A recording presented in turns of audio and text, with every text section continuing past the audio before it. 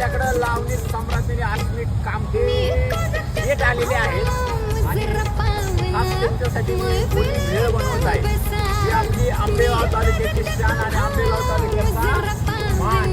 तर असंच आपण आणि दोघांमध्ये असंच मागणी.